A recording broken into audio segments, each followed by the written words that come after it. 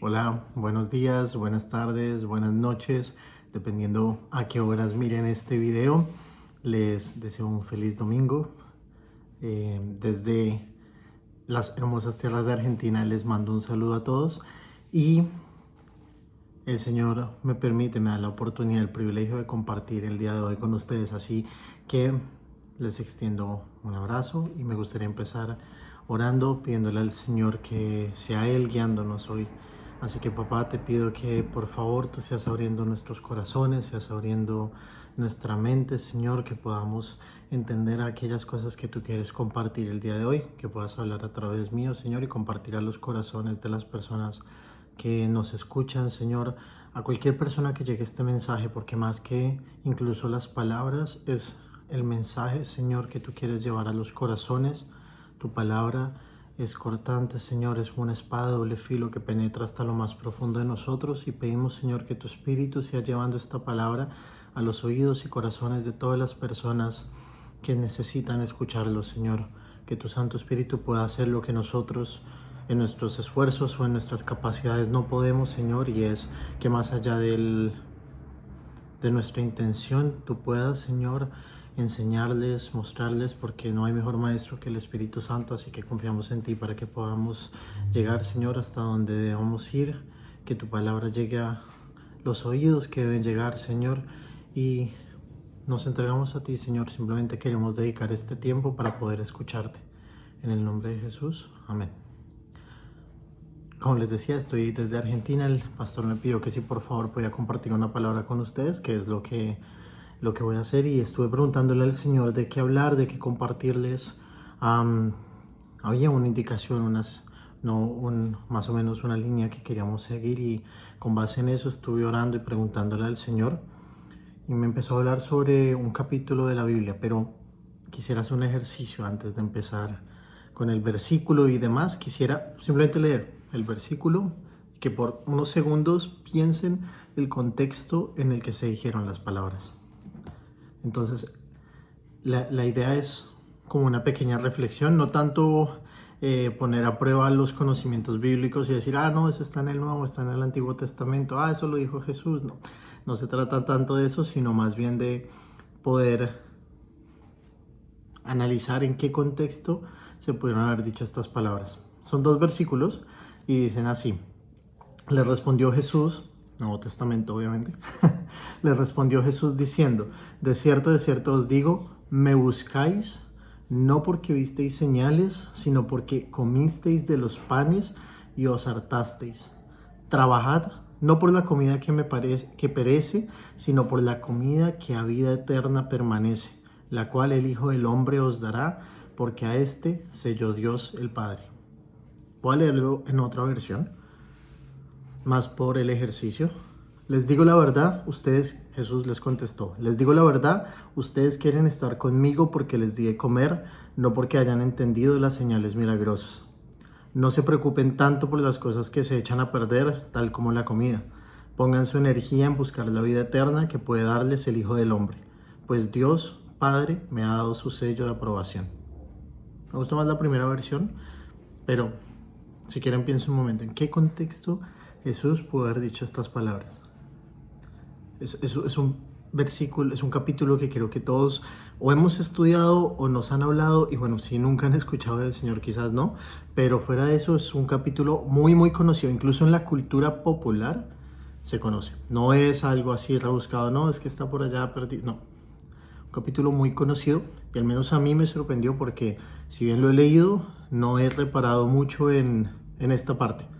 Mucho reparo en la primera, en la que antecede a estos versículos. Y les comparto esto para no dejar un minuto de silencio aquí mientras piensan en qué contexto se pudo haber dicho. Bueno, voy a leerles, no les voy a decir qué capítulo, les voy a leer lo que pasó antes. Unos versículos arriba, Jesús está enseñando y resulta que a mucha gente tenía mucha hambre y no había nada que comer. Ya creo que ese contexto dice un montón de qué es lo que estoy leyendo.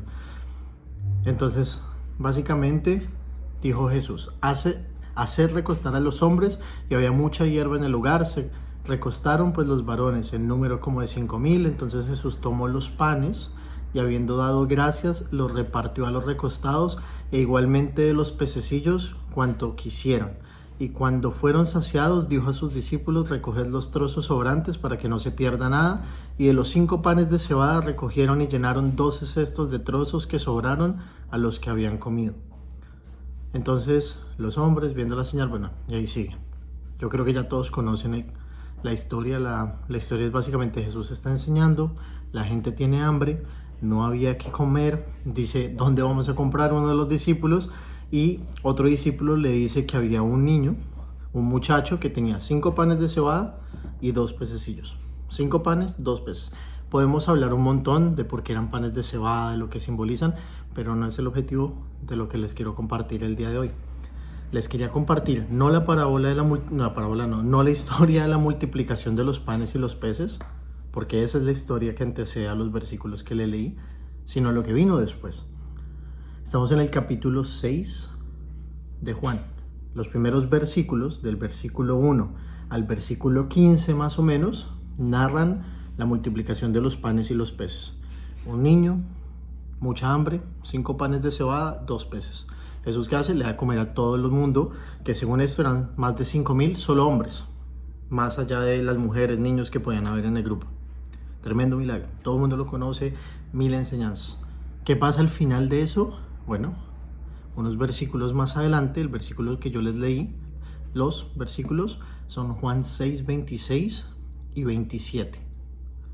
Entonces el contexto es Jesús enseñando multiplicación de los panes porque la gente tenía hambre, 5 panes de cebada, 2 peces.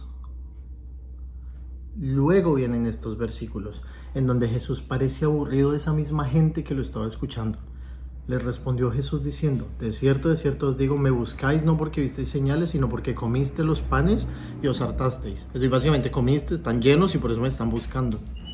No porque tengan hambre de mí, no porque tengan hambre de lo que yo les voy a enseñar, sino porque tienen hambre. Porque les di de comer y se llenaron. Eso es lo que están buscando. Y luego dice: trabajad. Trabajad.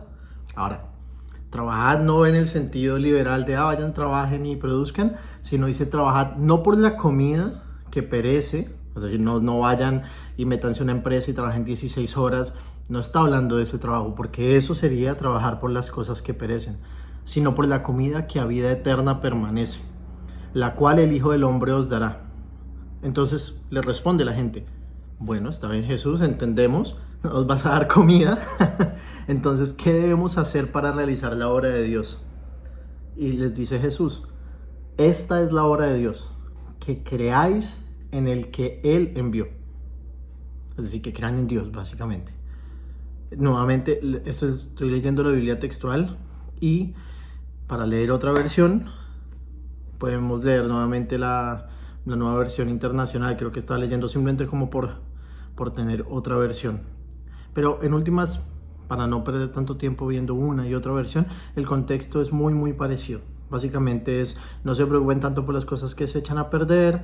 Y la gente le dice: nosotros también queremos realizar las obras de Dios. Y le dicen: ¿qué hacemos? Y Jesús dice: la única obra que Dios quiere que hagan es que crean en quien Él ha enviado. Es decir, que crean en Jesús. Por ahora me voy a quedar con la versión textual, pueden usar la versión que quieran. En esto no hay tanta diferencia. Entonces, trabajad no por la comida que perece, sino por las cosas eternas, hagan la obra de Dios. ¿Cuál es la obra de Dios? Que crean en Él, en Jesús. Que creáis en el que Él envió, hablando de Él mismo. Y aquí quiero que nos detengamos un momento. Estas personas, en este momento, y aquí voy a ir construyendo un poco más lo que les quiero compartir el día de hoy, creían en Jesús. Habían visto como 5 panes y 2 peces se habían multiplicado a tal punto que habían dado de comer a más de 5,000 personas y habían sobrado 12 cestos. No me interesa el tamaño de los cestos, había sobrado comida. Cada uno comió hasta que se sació. Jesús no había hecho multiplicación. Bueno, y somos 5,000 de un pescado y medio y 2 panes por persona. Comieron y cogieron lo que quisieran, lo que quisieron de los panes y los peces, y cuando estuvieron saciados dejaron de comer.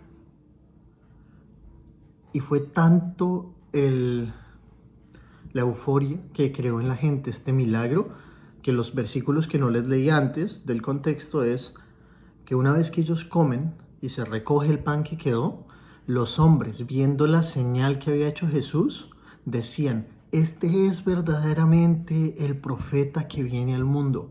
Este es el profeta. Pero Jesús, percibiendo que estaban a punto de venir y llevárselo a la fuerza para hacerlo rey, volvió a retirarse al monte él solo. Jesús dijo: no, yo no vine a eso, y se fue. No estaba buscando que dijeran Jesús, no. Él los alimentó porque tenían hambre, por eso multiplicó los panes y los peces. Y cuando la gente, en la euforia del momento, dijeron: no, este es, lo querían hacer rey, se fue al monte. Un poco porque les estoy contando este contexto, por lo que va a pasar más adelante en el versículo. Entonces, primeros 15 versículos, multiplicación de los panes y los peces, la gente loca de fe quiere hacer a Jesús rey porque Él es el profeta que viene al mundo. ¿Qué pasa después? Hay otro pasaje muy bonito que es que Jesús se queda, los discípulos se van, luego están asustados, Jesús llega, les dice: no teman, soy yo, no nos vamos a detener ahí. Básicamente Jesús se fue de ese lugar junto con los discípulos. Y el versículo 22 dice: al día siguiente la multitud que estaba al otro lado del mar vio que no había allí sino una barca y que Jesús no había entrado con los discípulos en la barca, sino que sus discípulos se habían ido solos. Llegaron, el caso es que se fueron hasta acá, hasta Cafarnaúm, si no me equivoco, que dice el pasaje. Y a Cafarnaúm, sí. Y encontraron a Jesús al otro lado, en Cafarnaúm. Y ahí es cuando Jesús les dice, porque al otro lado del mar llegan y le dijeron: Rabí, ¿cuándo llegaste acá? Jesús ni les responde y les dice: de cierto os digo, me buscáis no porque visteis señales, sino porque comisteis de los panes y os hartasteis. Para contextualizarlo, multiplicación de panes y peces, lo van a hacer rey, Jesús se va a un monte, los discípulos se van en la barca, Jesús los alcanza, cruzan hasta Cafarnaúm, la gente se despierta al día siguiente y dicen: uy, ¿y el desayuno? Entonces dicen: ¿y Jesús? Cogen botes, se van hasta el otro lado y llegan a Cafarnaúm y dicen: Rabí, ¿cuándo te viniste acá? Jesús les dice: ustedes solo están acá porque quieren comida. No busquen esa comida, busquen la comida eterna. Jesús no los llenó para que lo hicieran rey. Pero lo más interesante es lo que empieza a pasar de ahí. Entonces Jesús está evaluando lo que pesa en sus corazones, no lo que ellos dijeron. No, ¿cuándo te viniste acá? Fue: ustedes quieren desayuno. Ustedes me están buscando porque quieren desayuno. Dejen de buscar la comida de este mundo. Pónganle comida a lo que quieran, ¿no? Dejen de buscar el afán de este mundo. La palabra de Dios dice: buscar primero el reino de Dios y su justicia y todo lo demás vendrá por añadidura. Entonces pongan en lugar de comida lo que quieran: dinero, fama, lo que quieran. En este caso Jesús está hablando de la comida. Y como Jesús está pesando lo que hay en sus corazones, el Señor me pone esta pregunta, o más bien yo le pregunto al Señor: ¿qué pesa más en ellos? ¿Lo que vieron? ¿Lo que sienten? ¿Hambre? ¿O quién es Jesús? Y ahí va a empezar la discusión entre Jesús y lo que hay en los corazones de estas personas. Entonces Jesús ignora lo que les está pasando en ese momento. El día anterior se había preocupado por ellos y tenía hambre. En ese momento no parece, casi que parece fastidiado eso. Ustedes están aquí solo porque quieren comer. Aquí tiene una expresión, bueno, no, mejor. En Argentina tiene una expresión muy como: me estás tomando el pelo, de una forma de decirlo ellos. Ustedes solo están acá porque quieren comer. No me tomen del pelo. No me están buscando a mí porque yo sea el Hijo de Dios. Entonces les dice que crean en Él. Y le dicen inmediatamente.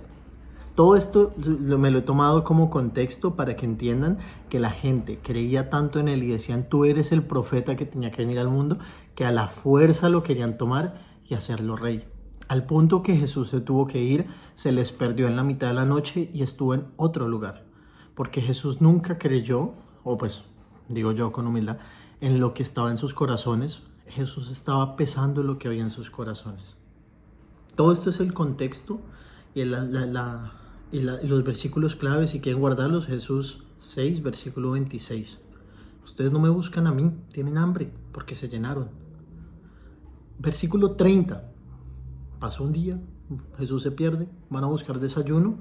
Jesús les dice esto y la gente que el día anterior lo quería hacer rey a la fuerza porque les había dado unos panes y unos peces, le dicen, versículo 30, ¿Qué señal haces tú, pues, para que veamos y te creamos?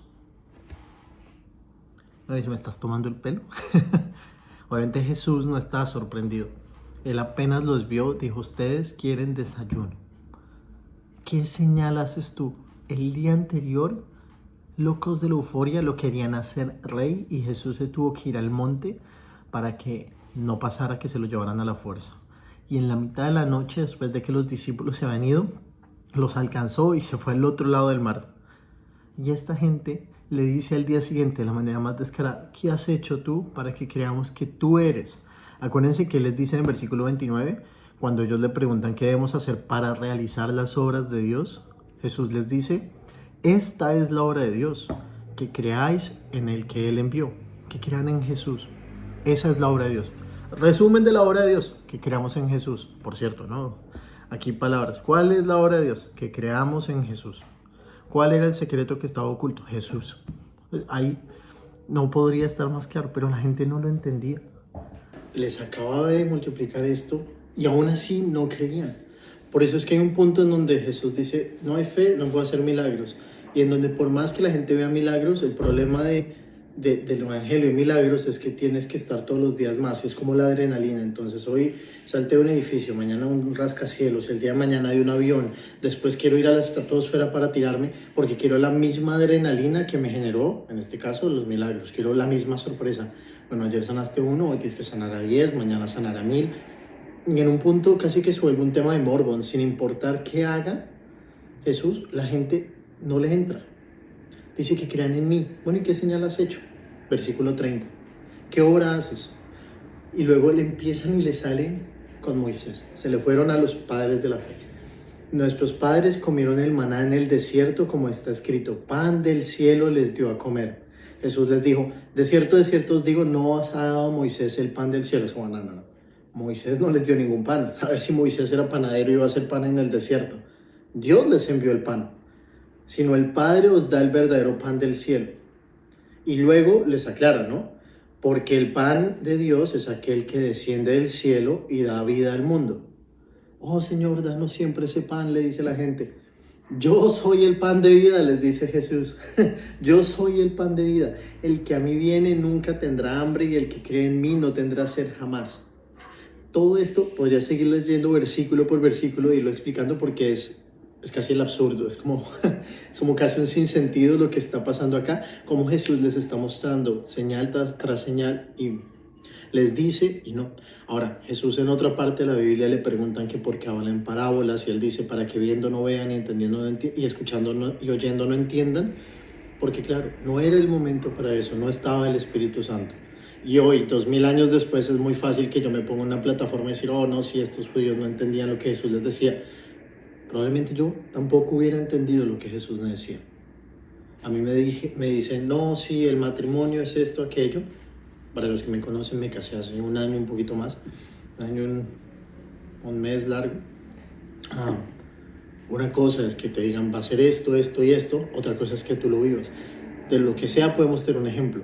Una cosa es que a ti te digan, esto te va a pasar, pero si tú no lo haces, muchas veces no vas a querer que te pase, como que no, nos tenemos que estrellar para que, no, sí, si había un muro ahí adelante, si había un giro y tendría que haberle hecho caso, pero a veces los seres humanos somos así. Entonces tratando de quitar el anacronismo en que yo estoy 2000 y tantos años después de que esto pasó, el punto es que la gente en ese momento no le había bastado con haber visto la multiplicación de los panes y los peces, querían algo más. Y Jesús les dice, yo soy el pan de vida. Y ahí sí, cada vez Jesús aquí acelera. Uno dirá, no Jesús, pero frena un poco para que les expliques, tal vez ellos entiendan, tal vez así crean. Jesús no frena, Jesús lo que hace es acelera. Dice, ustedes vienen aquí por comida. Y la comida es, no, queremos hacer la obra de Dios, crean en mí. ¿Cómo vamos a creer en ti? Yo soy el pan de vida, que Moisés, soy yo el pan de vida. Y sigue la discusión y cada vez va a ser peor en el sentido de que la gente cada vez va a endurecer más su corazón y Jesús no va a bajar, no va a decir, no, pobrecito, no, cada vez va a ser, ¿ustedes creen en mí o no creen en mí? Así de sencillo. Y los va llevando a niveles más y más difíciles de entender, donde cada vez confronta, y aquí quiero un poco llegar, la cultura que ellos tenían y las tradiciones que ellos tenían.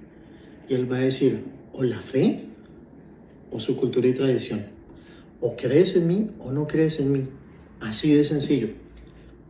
Ahora, ¿no me creen? Que Jesús no para y acelera y no le importa que se vayan todos. Él dice, tranquilos, si el Padre los envía a mí, yo no los voy a desechar.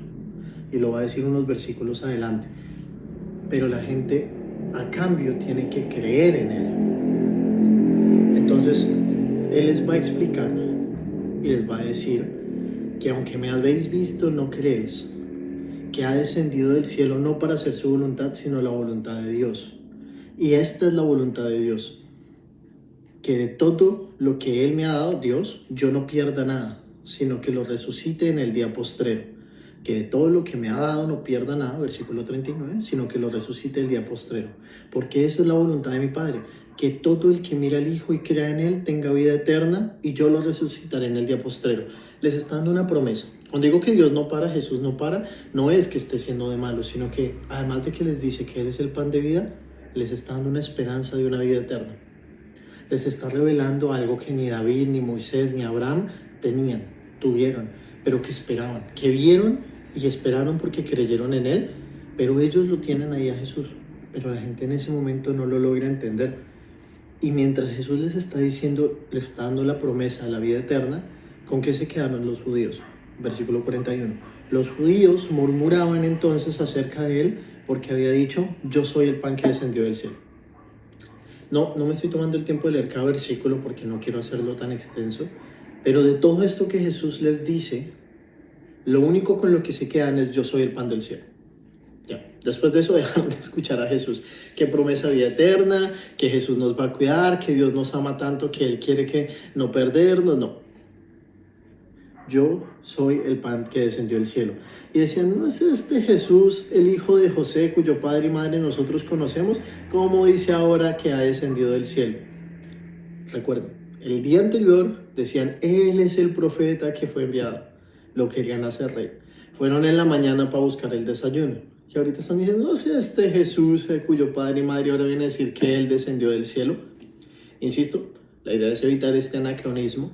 Por supuesto, si yo conozco a María y a Jesús, vine a ser a Jesús porque soy su primo, yo voy a decir, pero si yo te vine a ser, yo soy 5 años mayor que tú, ¿qué me vienes a decir que viniste del cielo?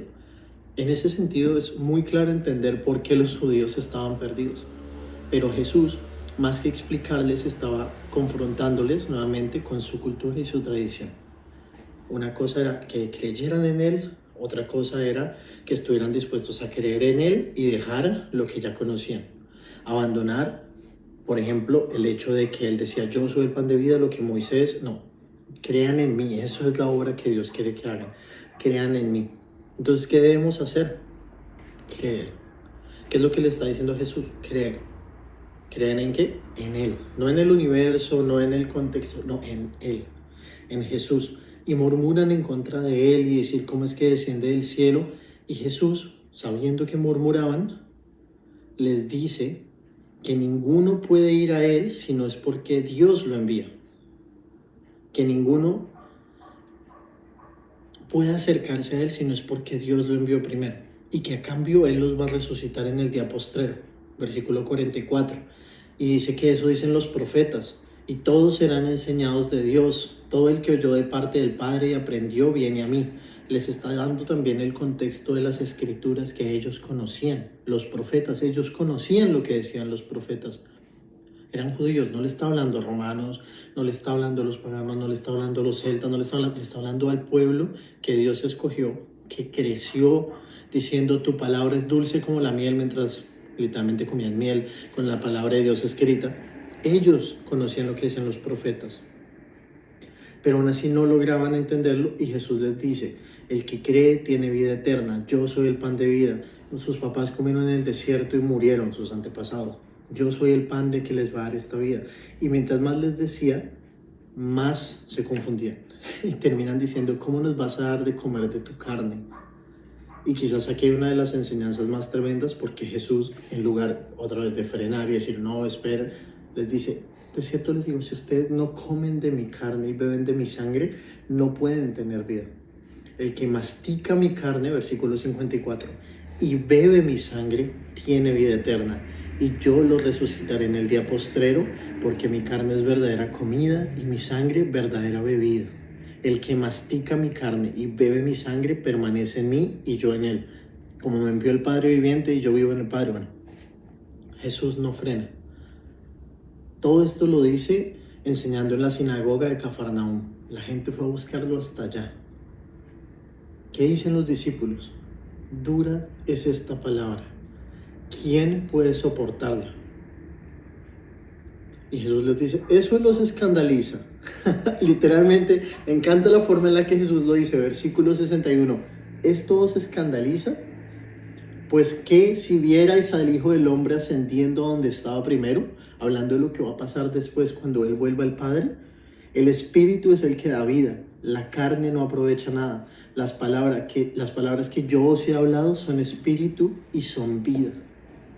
Lo espiritual se discierne con lo espiritual. Ustedes un poco conocen de esto y si no lo han escuchado, es lo mismo, es básicamente lo que Jesús les está hablando no estaba pensado para que lo entendieran en ese momento de una manera racional, sino que lo discernieran a través de la fe. Porque lo primero que les dice es, tienen que creer en mí. Y luego le dice Jesús a los discípulos que dicen, dura es esta palabra. Dice, esto os escandaliza, pero hay entre vosotros, diciéndole Dios a los discípulos, que hay gente que no creía. Hay entre vosotros algunos que no creen. Por eso les he dicho que nadie puede venir a mí si no le ha sido dado por el Padre. El Espíritu Santo es el que nos convence de verdad, de justicia y juicio. Si nosotros no tuviéramos al Espíritu Santo y el Padre no nos lleva a Cristo, como dice que Él nos atrae a Él con lazos de amor, no hay nada que nosotros podamos hacer. Porque nadie va a Cristo si el Padre no lo envía, por más que lo intenten. ¿Qué es la religión? Que ha sido siempre la religión, el intento y el esfuerzo humano por conocer algo más, por llegar a Dios. Hoy por hoy la religión no es necesariamente, no, yo soy musulmán, católico, judío, cristiano. Hoy se puede disfrazar de mil cosas. La gente tiende a creer, sea en una religión, sea en la ciencia, sea en lo que sea, la gente está diseñada y está creada para creer en algo. Y a ese algo se va a terminar convirtiendo en su Dios. De una forma u otra va a depositar sus esperanzas en eso. En la tecnología, en el dinero, en un sistema mercantil, en un sistema de gobierno, para no hablar de budismo, del islam, no, en lo que sea. La gente va a terminar convirtiendo eso en su Dios. Jesús dice, crean en mí. No les está pidiendo que lo racionen, no está diciendo eso porque luego va a decir, el Espíritu Santo les va a traer todo eso. Yo necesito que ustedes crean en mí. Yo estoy aquí para que ustedes vean al Hijo del Hombre, para todo lo que hizo Jesús, pero crean en mí. Esa es la obra de Dios. Vuelvo a la pregunta antes, entonces, ¿qué pesa más? ¿La cultura, la tradición o la fe? ¿Qué pesa más en nuestros corazones? ¿La cultura, la tradición o la fe? Cuando nosotros, el Señor nos pide hacer algo, entiéndase, el pastor nos puede pedir hacer algo, Dios nos puede decir que vayamos a un lugar, que va a pesar más? Nuestra familia, nuestro dinero, nuestra comodidad, o que creemos que Él nos va a llevar a un lugar en donde su gracia nos puede sostener. Y es en esas cosas en las que nosotros nos confrontan o deberían confrontarnos día a día. En últimas,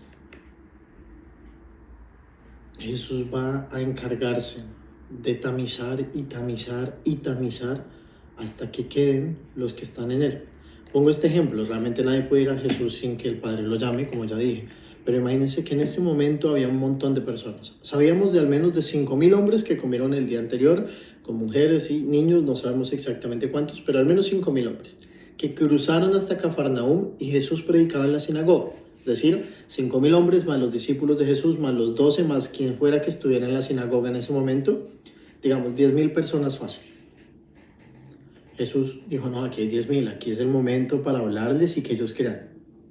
Les empezó a hablar, sí, los empezó a confrontar, confrontó la murmuración y en lugar de ellos entender que él mismo estaba discernía, digamos, lo que en sus corazones, seguían con más dudas y Jesús avanzaba. Era como si estuviera tamizando. Y de 10,000 empieza 9,000, 8,000, 7,000, 6,000, 5,000, 4, 4, 3, 2, 1, 12. ¿Por qué digo 12? Porque el capítulo va a terminar diciendo: después de esto, muchos de sus discípulos se volvieron a lo anterior y ya no andaban con él. Hace poco escuchaba una prédica de cuando Elías llamó a Eliseo, que Eliseo le dijo: espérame tantito, Elías, voy a un asado y nos vamos. Estaba Eliseo arando con los bueyes, con el equipo. Cogió el equipo que era de madera, lo hizo leña, cogió, sacrificó los bueyes, llamó al pueblo, hizo tremendo asado, vino asado, comieron y se fue. ¿Qué hizo Eliseo? Básicamente rompió sus herramientas de trabajo, mató los animales con los que trabajaba, se despidió y se fue. Básicamente, como el típico ejemplo de no, quemó los barcos y no había vuelta atrás, y siguió Elías. Pero estos discípulos que Jesús está hablando acá, porque dice que muchos de sus discípulos, no muchos de los 5,000, no muchos del vecino, no los que estaban, no, de sus discípulos se volvieron a lo anterior: pescar, recoger impuestos, carpintería, lo que fuera que estuvieran haciendo, se fueron a hacer lo que estaban haciendo antes y ya no andaban con él. Digamos, se fueron a trabajar nuevamente a la sinagoga. No estamos hablando de gente pagana. Podían estar volviendo ¿a qué? A sus labores del día a día, a sus familias. No piensen que se volvieron, sí, se volvieron pecadores. No, volvieron a lo que sea que estaban haciendo, que podía ser bueno. Era gente trabajadora. Creo que hemos escuchado un montón de veces, Jesús no llama vagos. Usualmente cuando Jesús llamaba a la gente, a los discípulos, y pueden revisarlo en la Biblia, estaban haciendo algo. Y le dice: ven y sígueme. Al hombre rico le dijo: sígueme. Él le dijo: pero Señor, ¿cómo hago? Le dijo: deja todas tus cosas y sígueme. Y él no quiso porque pues tenía muchas cosas. Le dijo a otro que lo siguiera y le dijo: no, pero Señor, déjame entierro a mis padres. Es decir, que esperaron unos cuantos años que se murieran los papás y los seguía. No era gente desocupada, no era gente mala, era gente que estaba haciendo lo suyo, pero no todos decían seguir a Jesús. Y algunos de los que lo siguieron, sus discípulos, decidieron volver. Entonces yo les dije: digamos 10,000 personas en Cafarnaúm. Los 5,000 que habían comido, más sus mujeres, hijos, todo, los que estaban en la sinagoga. De esa cuenta que yo dije 10,000, podían ser 15, 20,000, 8,000, no sé. Empezó a reducirse. Quedaron los discípulos, siguió reduciéndose. Y en el versículo 67, Jesús le dijo entonces: ¿a cuántos? A los 12. ¿Cuántos discípulos quedaron? No sabemos, pero sabemos que en un momento eran tan pocos que Jesús le dijo a los 12. 12. De más de 5,000, solo por usar la cifra que tenemos acá, quedan 12. Les dice: ¿queréis acaso iros también vosotros? ¿Se quieren ir? Y bueno, vamos a parar ahí antes de la respuesta, que ya creo que conocen. Pero lo que digo, básicamente, Jesús no frenó ahí. No que no lo haya hecho con amor, solamente que les dijo: crean en mí, no vengan a cuentearlo. Ustedes vienen porque tienen hambre, quieren comida. No busquen la comida porque van a volver a tener hambre en unas horas. Busquen el pan que los va a saciar. Él también dijo en Juan 4: yo soy el agua que da vida, el que bebe de mí no tendrá sed jamás. Yo no busco cualquiera que cante por ahí con la guitarrita. Yo quiero adoradores en espíritu y en verdad. Todo esto después, en Juan 4, cuando él dice que le da a beber a esta mujer, que le dice: de cierto te digo, que el que bebe, bueno, ya conoces un poco. Si no, contexto: una mujer, Jesús tenía sed, los discípulos van a buscar agua, viene, va a recoger agua, Jesús le empieza a hablar, le dice: cierto, con el que estás ahorita no es tu marido, sino que 5 hombres tenían, pero todo este contexto para decirle: yo soy el agua de vida. Y esta mujer lo entiende, se le revela y sale corriendo a decirle a todo el mundo: él es el Mesías. Sabía lo que yo había hecho. Eso pasó con una mujer 2 capítulos atrás, Juan 4, si no me equivoco. Aquí hay 5,000 hombres. Tenían la misma posibilidad que tuvo esa mujer de escuchar a Jesús, que sus ojos fueran abiertos y pudieran tomar de lo que Jesús les estaba entregando, pero no pasó. Al punto tal que 12 personas, los 12 discípulos, que eran los más cercanos, les dice: ¿ustedes también se quieren ir? Váyanse, básicamente. Lo que sorprende aquí es lo que Pedro les responde. Quién sabe si los otros 11 se querían ir, ¿no? Pero Pedro toma la vocería y dice: aquí el vocero del partido va a decir: le respondió Simón Pedro: Señor, ¿a quién iremos? Tienes palabras de vida eterna. Y nosotros, ¿a quién iremos? Es la primera parte. Tú tienes palabras de vida eterna. Segunda parte. Y nosotros, es la tercera parte, hemos creído y conocido que tú eres el Santo Dios. Jesús luego les responde y dice: no os escogí yo a vosotros los 12, es decir, Dios llamó a esos 12 porque Jesús dijo, yo hago lo que va a hacer el Padre, yo vine a hacer su voluntad. Dios llamó a esos 12 y fueron a Jesús. Dijo, no os escogí yo a vosotros los 12 y uno de vosotros es diablo.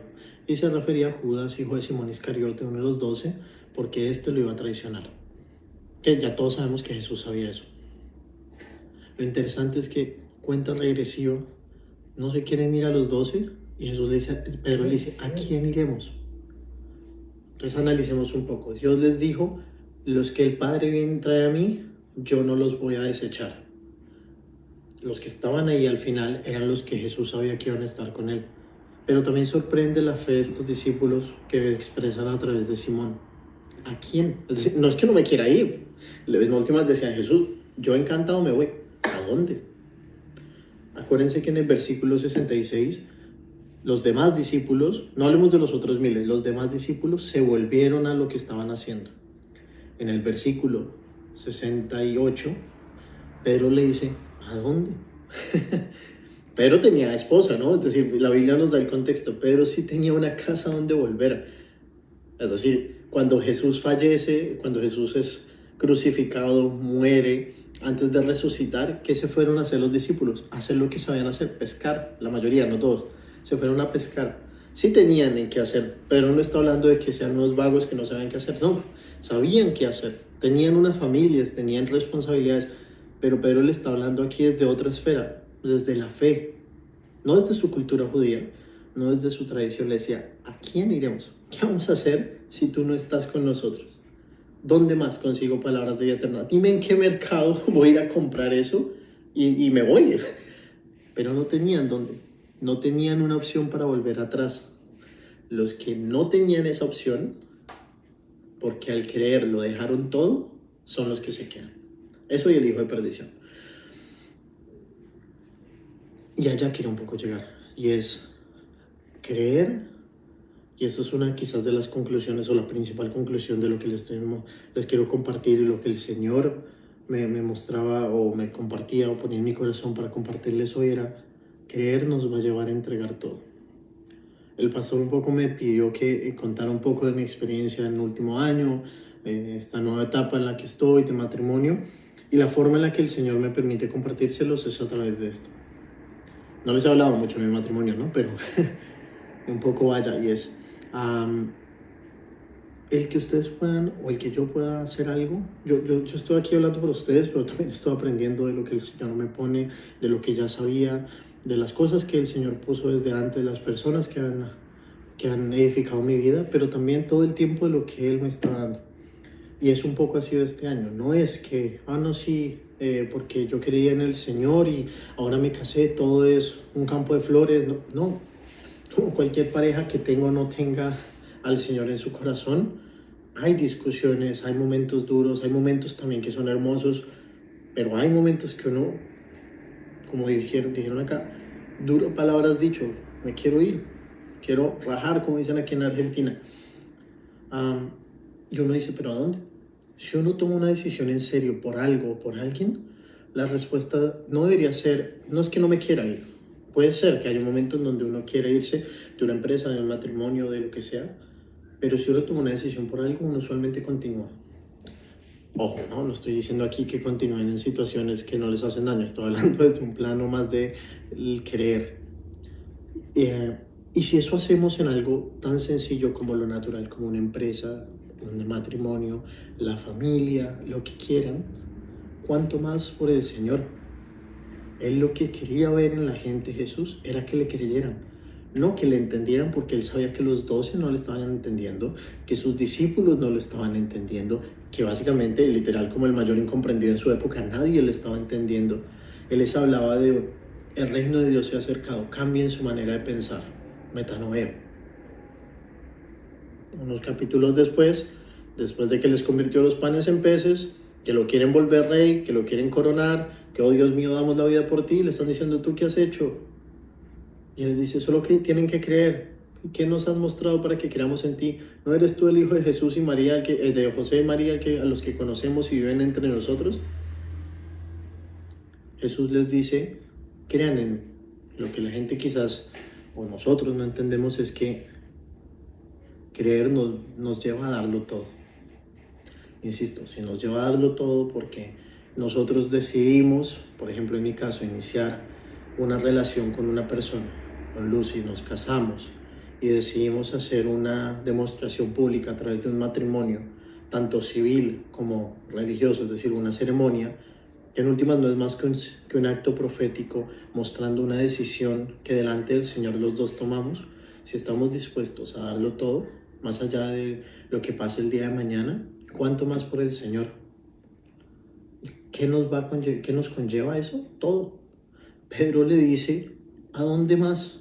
¿A quién? ¿A quién vamos? Dinos a quién y nos vamos.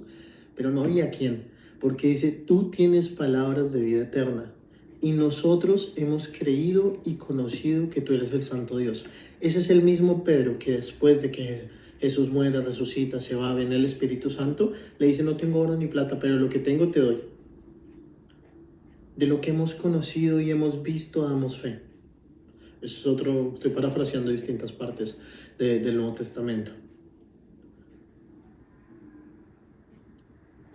Esto me lleva a pensar en otra parte de la palabra y la tengo aquí, el Señor ya, digamos, un poco la tercera conclusión. Entonces yo enseño, yo aprendo también con ustedes, no es como aquí con los judíos que iban, no, sí, ellos no pudieron entenderlo, no se trata de eso. Entonces la primera conclusión es, ellos podríamos haber sido nosotros y somos nosotros hoy en distintos contextos en los que es más fácil darnos la vuelta y hacer lo que sea que estuviéramos haciendo antes que seguir. Insisto, esto aplica a una empresa, aplica a un matrimonio y aplica muchísimo más al Señor.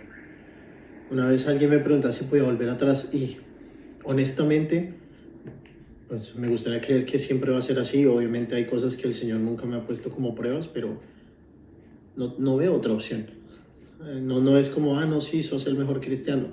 Es que no tengo otra opción. No es como que yo quiera, es como que no veo otra opción en el sentido, no de una mente perezosa o de una mente sosa, en el sentido de que no se esfuerza, no piensa, no razona, no es inteligente, no tiene pensamiento crítico. No, es que lo que conozco, lo que entiendo del Señor, pero más allá, el que yo decidí creerle, hace que yo no tenga una opción de volver atrás. La segunda conclusión es, o la que les decía que era como la principal, el creer nos va a llevar a darlo todo. Muchas veces he visto que mis amigos cristianos malinterpretan eso por, no, sí, yo tengo que dejar al mundo, me voy a juntar solamente con estas personas, y tampoco se trata de eso, dejarlo todo en el sentido de que estamos dispuestos a renunciar y a tener por basura todo, como dijo Pablo, o deberíamos en teoría, pero se trata de poder nosotros tener esa voluntad en nuestro corazón, no de coger e ir dándole cachetadas a todo el mundo mientras lo hacemos, que creo que es un error muy fácil también de caer como cristianos, y es creernos con la superioridad moral de pasarle por encima a cualquiera porque no, yo me guardo, yo me cuido, yo hago ayuno de Coca-Cola, de lo que quieran. No se trata de eso, se trata de tener una disposición en el corazón en donde el Señor, si el día de mañana me pide a mis hijos, me pide a mi familia, me pide el dinero, me pide lo que sea, en teoría yo estaría dispuesto a hacerlo.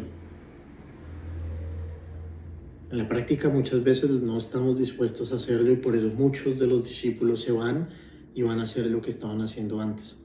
Yo elijo creer que yo no tengo otra opción. ¿A dónde más? Es decir, creer nos lleva a darlo todo. Una época en la que era muy literal, donde pues, los discípulos en la iglesia primitiva los llevaban al circo, los sacrificaban, pero incluso eso se volvió parte del fetiche en el momento, porque también hay historias, no necesariamente cristianas, en donde los cristianos se querían hacer mártires. No se trataba de ser mártir, se trataba de estar dispuesto a entregarlo todo por el Señor. No que uno se quiera volver mártir. Entonces todo se puede pervertir, el tema es el corazón. Y eso es lo que Jesús juzgó. Entonces, yo enseño, aprendo con ustedes, primer punto. Segundo punto, el creer nos va a llevar a darlo todo. Pónganse todo el roto lo que ustedes quieran. Todo lo que les di ahorita son ejemplos. Entonces, yo enseño y aprendo con ustedes porque quien nos da, quien nos enseña, quien debe ser nuestra fuente de inspiración es el Espíritu Santo, con inspiración en la Biblia. Tenemos un manual, tenemos al Espíritu Santo. Segundo punto, y el principal, Creer nos va a llevar a todo. La obra que Jesús nos dice aquí en los primeros versículos que Dios quiere es que creamos. Tercer punto, y con esto quiero cerrar, y es, si no podemos morir, no podemos dar fruto. Y sé que hay una vuelta un poco largo acá, pero quería ponerlo un poquito más claro. Y este fue el versículo al que el Señor me llevó, que queda en el capítulo 12 de Juan, versículo 24. En verdad os digo, a no ser que el grano de trigo caiga en la tierra y muera, queda él solo, hablando del grano. Pero si muere, lleva mucho fruto. Eso está haciendo una analogía con lo que le va a pasar a él. Él tiene que morir para llevar ese fruto. Pero eso también se hace realidad en nosotros. Jesús dice que muramos juntamente con Él para ser resucitados juntamente con Él, para tener herencia juntamente con Él, coherederos con Cristo. Pero para todo eso se necesita fe. ¿Qué quiere el Señor? Que creamos en Él. Que descubramos la 18ª puerta del cielo y cuántas esferas celestiales hay. No está malo, no estoy criticando eso. Pero lo que Él busca no es que seas el más sabio, Él busca que creas en Él. Él te va a llevar a descubrir lo que sea del mundo espiritual, del mundo natural, de lo que sea. Pero primero, que creas en Él. Que parece lo más sencillo, pero es lo más complicado. La salvación es por gracia. Lo demás es el esfuerzo de creer en Él. Digo esfuerzo, pero si tú ya le entregas todo y mueres con Él, es más sencillo. Pero en el día a día es muy fácil distraerse. Entonces, en verdad os digo, a no ser que el grano de trigo caiga en la tierra y muera, quede él solo, pero si muere lleva mucho fruto. El que ama su vida, la pierde. Y el que aborrece su vida en este mundo, la guardará para vida eterna. El que me sirva, sígame, y donde yo estoy, allí también estará mi servidor. Si alguno me sirve, el Padre lo honrará. Insisto, esto es Juan capítulo 12, versículo 24 al 26. Hay una versión que decía, el que desprecia su vida por causa de mí. Insisto, el problema no es ser mártir. El tema es que una cosa es ser mártir por ser mártir y que la gente diga, wow. Otra cosa es ser mártir por Cristo. Otra cosa es dejar las cosas por Cristo. En la misma Biblia dicen, todo el mundo estaba entregando sus casas, dejando todo y dándoselo a los discípulos. Pero una pareja, Ananías y Zafira, si no me equivoco eran los nombres, deciden vender la casa, pero dicen, pero por si acaso no le demos todo, mejor pongámonos de acuerdo, vendemos una parte del terreno, aquí está tu 50 y yo me guardo este otro 50 por si acaso. Y caen fulminados los dos, muertos a la final, porque ellos no estaban haciéndolo porque creyeran en últimas en que Dios los iba a sostener y en lo que estaba pasando. Lo estaban haciendo por el aplauso. Como el Beto, el de la película que llegó por el aplauso, por la gente, wow, vendieron el terreno y lo vendieron todo. Vendieron todo lo que tenían. Además, vender el terreno en la mentalidad un poco judía de la época, no soy un experto, pero lo que he entendido es la persona se consideraba pobre si no tenía una propiedad, entre otras cosas. Es decir, era importante tener una heredad, un terreno. Es decir, lo que estaban haciendo no era poca cosa. Si hoy por hoy tener una propiedad se considera valioso, en esa época en la mentalidad judía muchísimo más. Pero ellos dicen, no, yo quiero el aplauso, pero yo quiero mi seguro también. Económicamente, re bien. Pero ellos no, eso no era lo que... Era mejor no vender nada, quedarse con todos ellos, que hacer eso. Lo mismo. Si nosotros no morimos por causa de Cristo, pues no tiene sentido. Si nosotros no renunciamos a las cosas porque es Cristo lo que queremos, sino el aplauso, el reconocimiento a la gente, no tiene sentido. La idea es que nosotros hagamos las cosas como para Jesús. Y esto no implica soportar situaciones en las que nosotros tengamos que ser humillados o denigrados o en una relación o en un trabajo. No, implica hacer las cosas de la mejor manera, pero como para Cristo, no para el reconocimiento de la gente. Eso implica salir, llegar. Les digo, no quiero darles ejemplos puntuales porque pueden llenarlo con lo que sea que esté pasando en su vida. Y que el Espíritu Santo los guíe a eso. Las 3 grandes conclusiones de hoy, pues 3 conclusiones de lo que les mostraba, de lo que les enseñaba, porque el Señor lo puso en mi corazón, era, así como nosotros aprendemos, enseñamos. Yo aquí estoy hoy dirigiendo esta pequeña enseñanza, pero yo estoy aprendiendo con ustedes. El Señor me mostraba cosas que no había visto antes.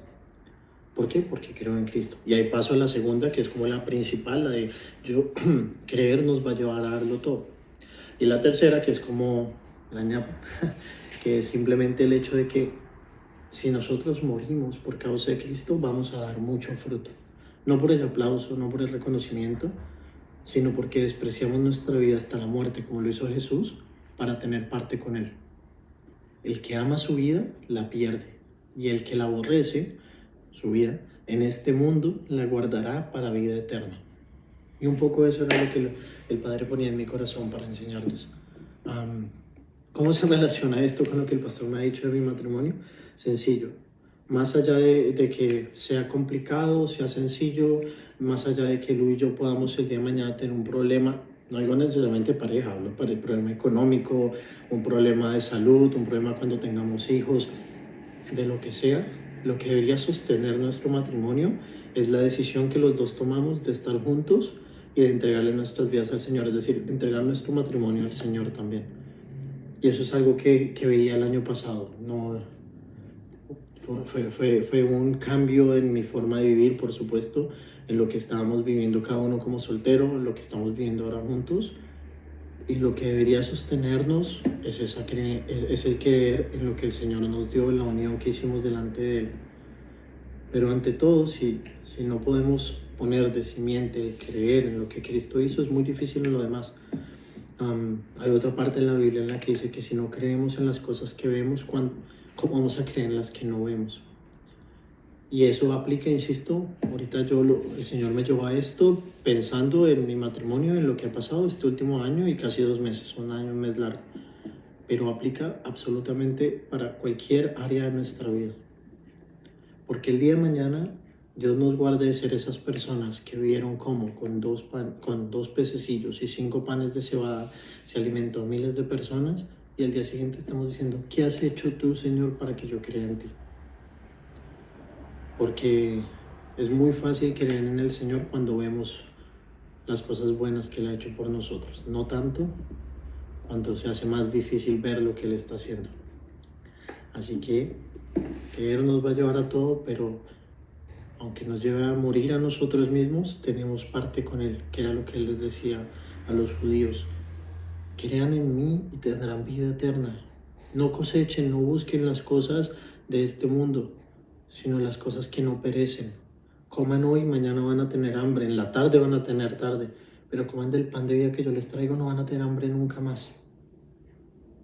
Esas palabras quizás han sido tergiversadas de 1000 maneras para justificar 1000 modelos económicos, para hacer y deshacer, pero en esencia, si quitamos todo eso, la palabra de hoy sigue siendo la misma. Crean en Él y Él los sostendrá. No es una promesa de riquezas, no es una promesa de prosperidad, no es un evangelio de la prosperidad, al menos no en este mundo. Es saber que tenemos parte con Él. Y como dice una de las adoraciones quizás más me gusta, la de si lo tenemos a Él, lo tenemos todo. Así que con eso quiero orar para que podamos cerrar, bendecirlos, desearles que tengan un muy rico desayuno, almuerzo, cena o lo que sea que vayan a consumir o no después de esta enseñanza. Y bueno, no, los amo mucho, los bendigo. Por favor, compartan el pan y el vino en sus casas. No dejen de recordar el sacrificio que el Señor hizo por nosotros, pero siempre recuerden que es más importante lo que somos y no lo que hacemos. Es más importante creer, aunque si la fe sin obras es muerta, pero es más importante creer en Él que ver cosas, que hacer cosas. Así que, Señor, te damos muchas gracias por la palabra que has hablado, que has compartido. Te pedimos, papá, que siempre seas manteniendo en nosotros un corazón humilde, un corazón enseñable, y que podamos, Señor, ante todo, o más bien, Señor, que ante todo nunca endurezcamos nuestro corazón para siempre creer en ti, Señor. Que la decisión que tomamos de un día seguirte la podamos sostener el resto de nuestras vidas, Señor. Oro para que cuando sea un niño, sea un adulto, sea un anciano, quien sea que escuche tu mensaje, Señor, tenga un corazón humilde para poderlo escuchar y que tu Espíritu, Señor, pueda llevarnos a entender las cosas que tú tienes para nosotros. Pero ante todo, Señor, que tu Espíritu predisponga nuestros corazones para siempre creer en ti. Porque en últimas, Dios, sin ti nada somos, sin ti nada vale. Por más que queramos guardar nuestra vida, la vamos a perder. Solo en ti tenemos vida eterna, Señor. Así que te pido, papá, que tú puedas seguir guiándonos, seguir guardándonos, porque ante todo sabemos que eres un buen Padre. Y te amamos, Señor, te amamos y pedimos, Señor, que nos des nuestro pan de cada día, Señor, que nos permitas perdonar a aquellos que nos ofenden, así como, Señor, nosotros pedimos tu perdón. Que esa oración tan sencilla que es el Padre Nuestro, podamos entenderla y ver que ante todo, Señor, nada somos sin ti y que todo lo que podamos tener o no es poca cosa comparado, Señor, con tenerte a ti, con ser uno contigo. Porque si el Señor nos llamó y nos atrajo a ti, Cristo, podemos ser uno contigo. Y si te tenemos a ti, Señor, lo tenemos todo. Permítenos, Señor, permanecer en ti. Te amamos, Señor, te bendecimos. En el nombre de Jesús, amén. Les mando un abrazo a todos, los bendigo y espero verlos pronto.